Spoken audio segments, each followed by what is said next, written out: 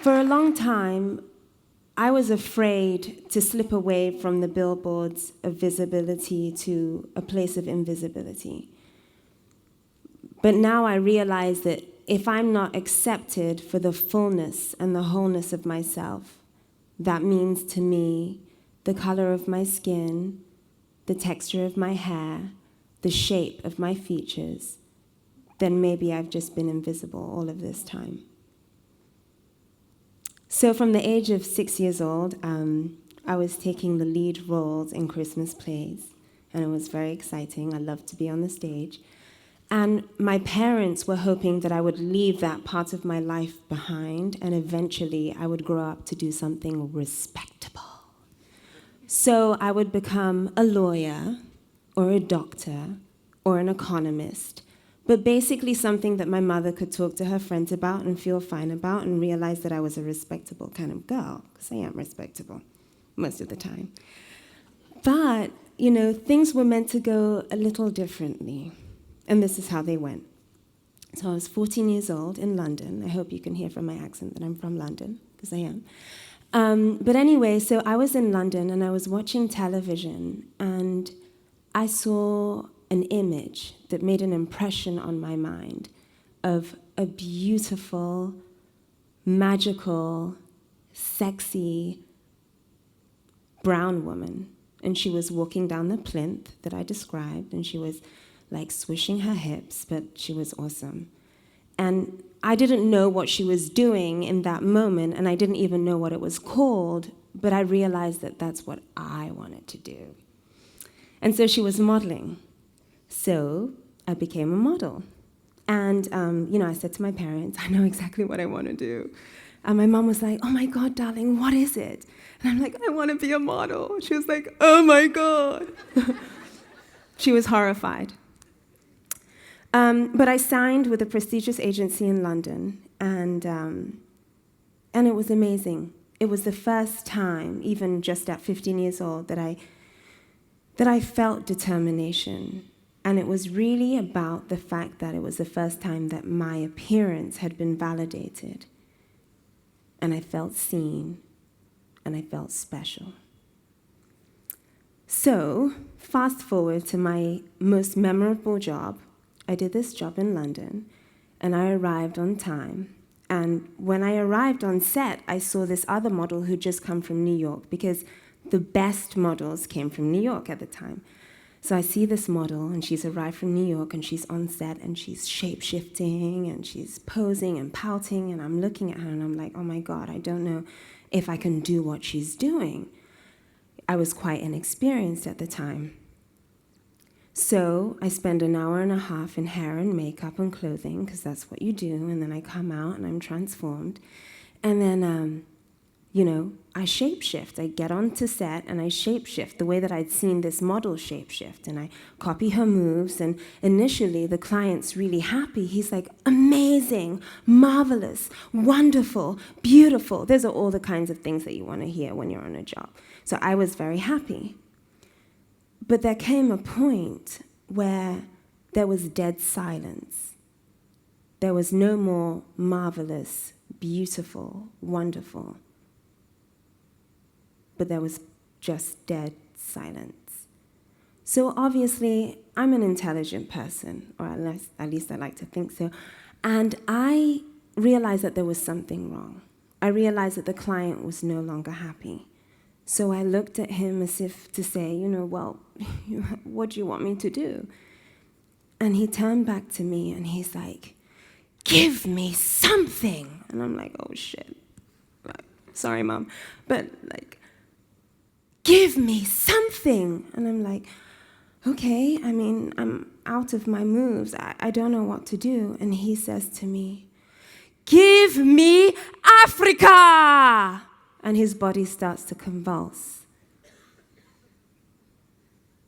And I'm a little confused, because I don't know how I'm meant to embody a whole continent. So I think for a little bit. I start shrinking because the lights, like these lights here, are threatening to melt my makeup. And I growl, roar! And he says to me, That's right. That's what I'm talking about. I realized that in that moment, I become a living stereotype of an African woman. Wild, exotic, animalistic, human, but not exactly.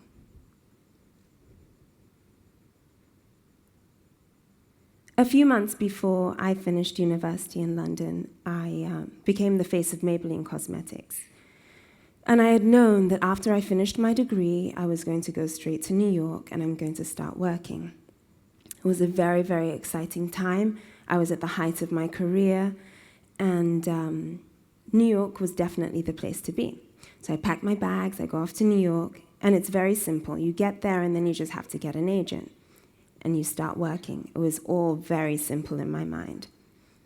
So I get to New York, I have appointments, and I get to my first appointment.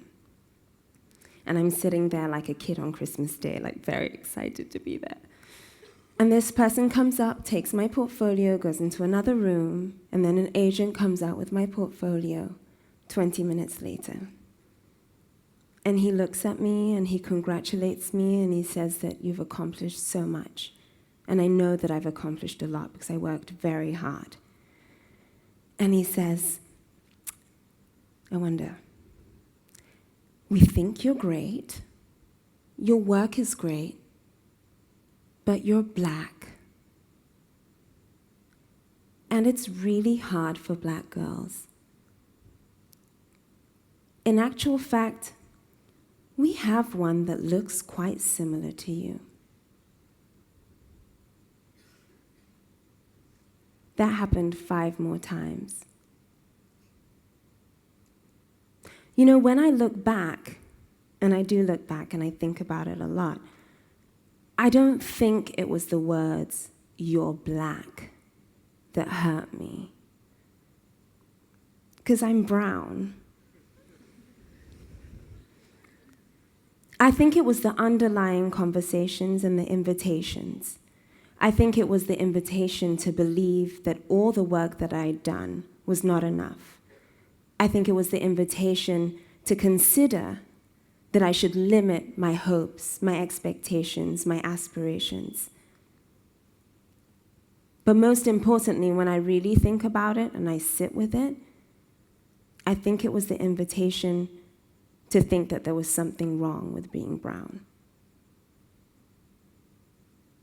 And you know, I look at this audience right now, and maybe many of you can't relate to how it feels to be excluded based on the color of your skin.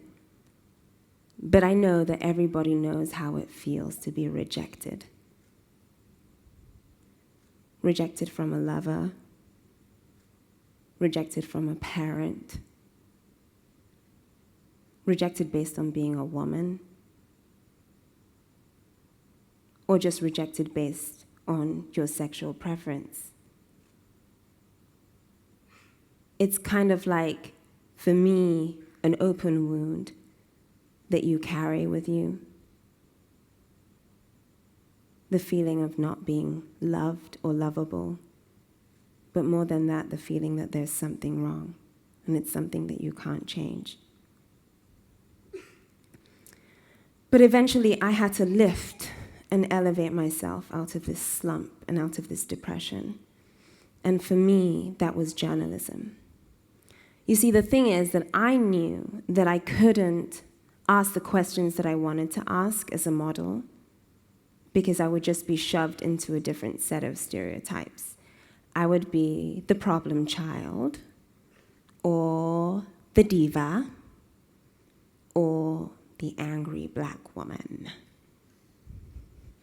So I decided to study journalism because I wanted to arm myself with tools and skills to ask questions that would really help me walk through the pain that I was feeling, but also support people and give them light.